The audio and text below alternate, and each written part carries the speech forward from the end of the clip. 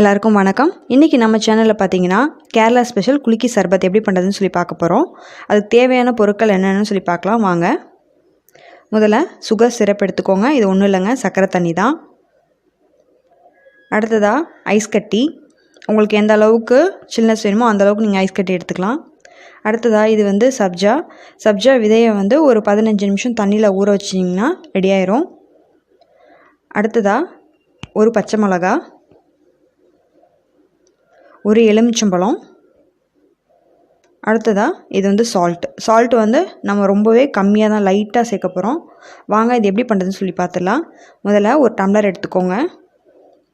இதில் நம்மளுக்கு தேவையான அளவு சுகர் சிரப் சேர்த்துக்கலாம். சுகர் சிரப் சேர்த்தாச்சு.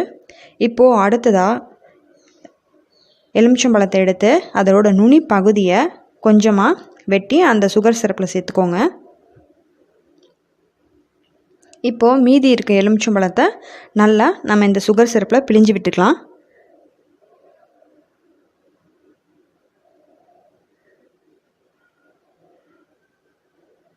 அடுத்ததாக நம்ம எடுத்து வச்சுருக்க ஐஸ் கட்டிகளை இது கூட சேர்த்துக்க போகிறோம்.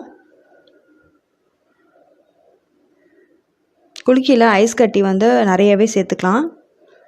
கேரளாவில் அப்படி தான் பண்ணுவாங்க. அடுத்ததாக பச்சை மிளகா நடுவில் நம்ம வந்து ஒரு கீரல் போட்டு இது கூட சேர்த்துக்க போகிறோம்.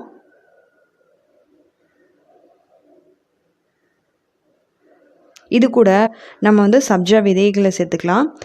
சப்ஜா பார்த்திங்கன்னா வயிறுக்கு வந்து ரொம்பவே குளிர்ச்சி தரக்கூடியது. அதனால் நீங்கள் தாராளமாக நிறையவே சேர்த்துக்கோங்க, ரொம்ப நல்லது உடம்புக்கு. இப்போது இது கூட மறுபடியும் இன்னும் கொஞ்சம் ஐஸ் கட்டியை நம்ம சேர்க்க போகிறோம். ஐஸ் கட்டியை சேர்த்தாச்சு. இப்போ கொஞ்சமாக ரொம்பவே லைட்டாக சால்ட்டு போட்டுக்கோங்க. இது வந்து நல்ல டேஸ்ட்டு தனியாக எடுத்து கொடுக்கும், அதுக்காக தான் சால்ட் சேர்க்குறாங்க.